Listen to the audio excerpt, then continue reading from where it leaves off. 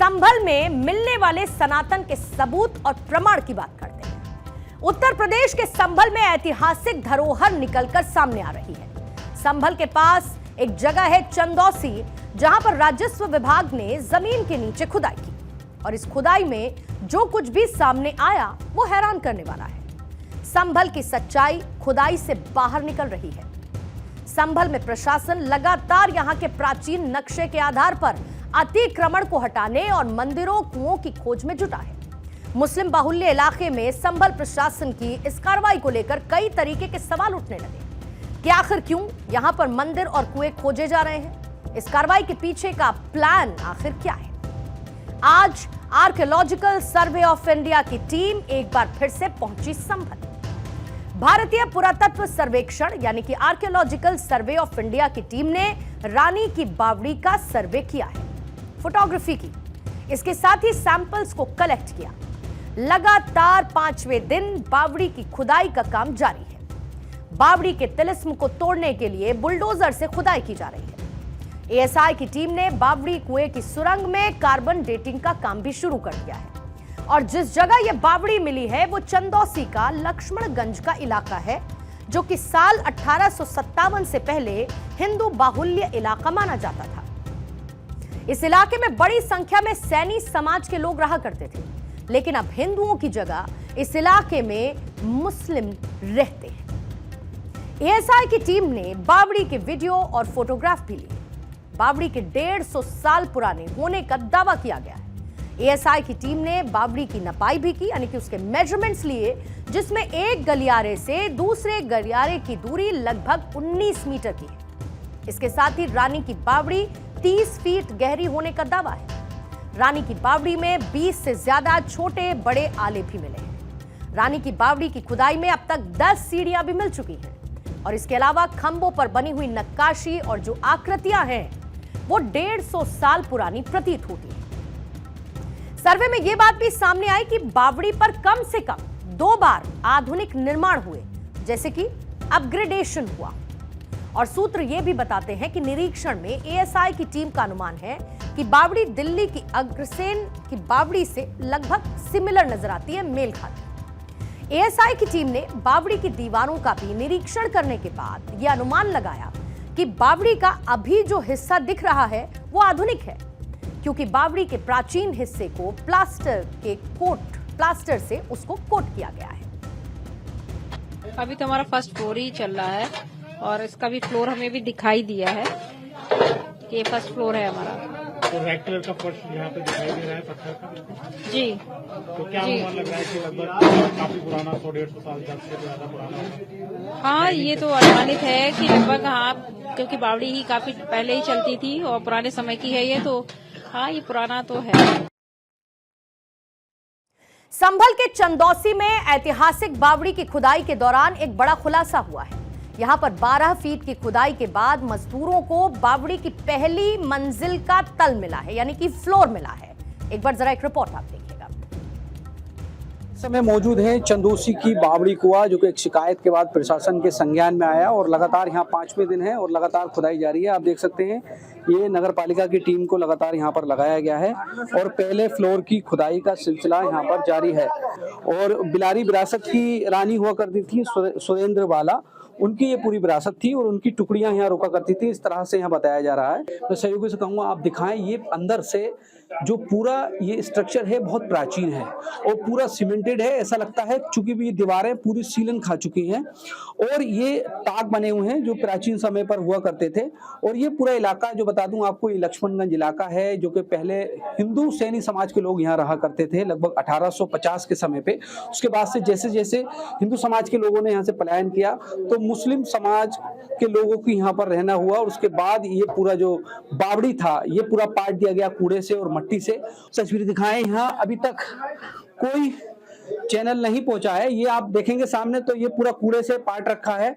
ये पूरी जो तस्वीरें हैं आप देख सकते हैं किस तरह से, और ये पूरा सुरंग है, एक टाइप से कहा जाए तो ये पूरी गुफा है और ये सब जमीन के नीचे है। लगभग जमीन से 10 से 11 फुट नीचे इस समय हम जमीन के अंदर मौजूद हैं और ये पूरी देखिए प्राचीन तरह से ये पूरा बना हुआ है और नगर पालिका के लोग लगभग 50 से 60 लोग यहाँ लगे हुए हैं। क्योंकि पहले दिन और दूसरे दिन जेसीबी से खुदाई हुई और तीसरे दिन यहाँ पर मैनुअल यानी के मेन पावर से काम करवाई गई। चूंकि यहाँ पर अब जेसीबी से काम कराना मुश्किल है, इसीलिए मैन पावर को यहाँ लगाया गया, क्योंकि प्राचीन धरोहर है और अगर मशीन से यहाँ खुदाई होती है तो कहीं ना कहीं नुकसान हो सकता है, इसीलिए मैन पावर को लगाया गया है। और 5वें दिन की खुदाई के बाद एक बड़ी सफलता हाथ लगी है। बड़ी सफलता यह है कि पहले फ्लोर का जो पहला तल है वो नजर आ चुका है।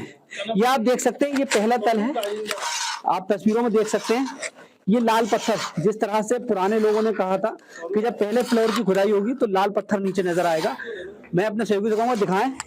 ये वही लाल पत्थर है जिसकी खुदाई की गई और ये पूरी तल से हम आपको दिखा रहे थे कि किस तरह से अब तक खुदाई का जो सिलसिला है वो कहां तक पहुंचा है।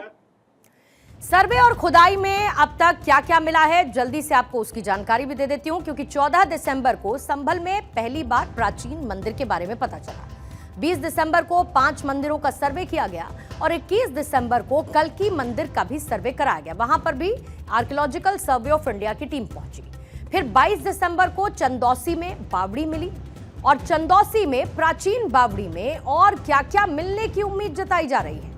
पहला क्या है, वहां पर तहखाना मिल सकता है, दूसरा मुमकिन है वहां पर सुरंग मिले और तीसरा प्राचीन दरवाजे मिलने की भी उम्मीद है।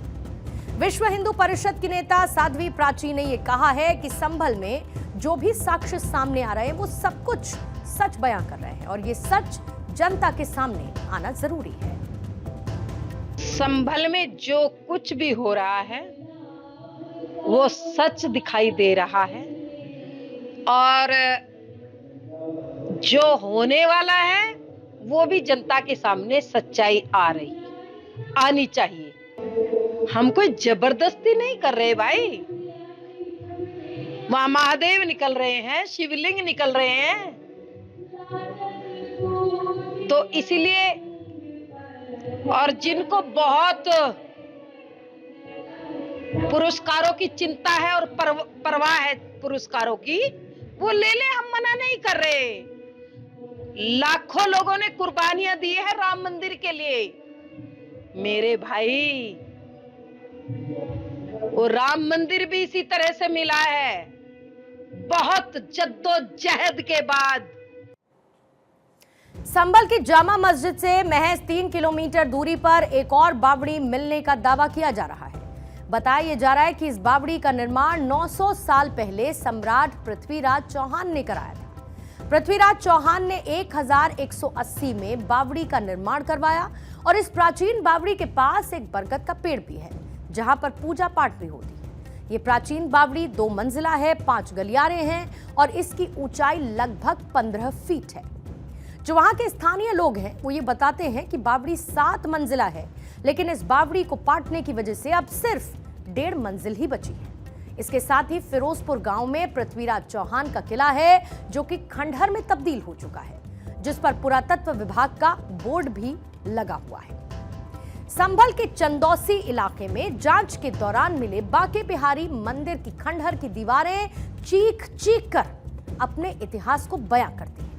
खंडहर हो चुके मंदिर की दीवारों को देखकर इस बात का अंदाजा लगाया जा सकता है कि यह मंदिर तकरीबन 150 साल पुराना हो सकता है। इसके साथ ही चंदौसी की बावड़ी से जाने वाली सुरंग इस मंदिर में आकर निकलने का भी दावा है। हालांकि जांच के बाद ही गुप्त रास्ते और मंदिर के पुराने होने की पुष्टि की जा सकती है। मंदिर में जिस जगह पर भगवान बाके बिहारी का गर्भगृह था वहां पर सिर्फ अब 2 दीवार खड़ी हैं और बाकी का पूरा हिस्सा खंडित है। दावा यह भी है कि मंदिर को श्री बाके बिहारी महादेव मंदिर के नाम से जाना जाता था। साल 2010 तक इस मंदिर में पूजा अर्चना भी की जाती थी, लेकिन उसके बाद जब हिंदू परिवारों का पलायन हुआ तो हिंदू परिवार अपने साथ श्री बाके बिहारी की प्रतिमा और शिवलिंग लेकर चले गए। इसके बाद से यह मंदिर पूरी तरीके से खंडहर में तब्दील हो चुका है। बाके बिहारी मंदिर से चंदौसी में जो बावड़ी मिली वो तकरीबन 150 मीटर दूर है और यह भी कहा जाता है कि चंदौसी की बावड़ी में जो सुरंग है वो बाके बिहारी मंदिर में आकर निकलती है। हालांकि उस बावड़ी की खुदाई भी की जा रही है और असल सच खुदाई के बाद ही सामने आ पाएगा। लोगों की मांग यह है कि 150 साल पुराने प्राचीन बांके बिहारी मंदिर का एक बार फिर से सौंदर्यीकरण किया जाए। यहां पर बांके बिहारी और शिवलिंग को बैठाकर पूजा पाठ की जाए। उत्तर प्रदेश के प्रमुख शहरों में से एक संभल अपनी ऐतिहासिक और धार्मिक धरोहरों के लिए जाना जाता है। ऐसे में सनातन के प्रमाण को अगर कोई झुटलाना चाहता है तो ये क्या संभव है?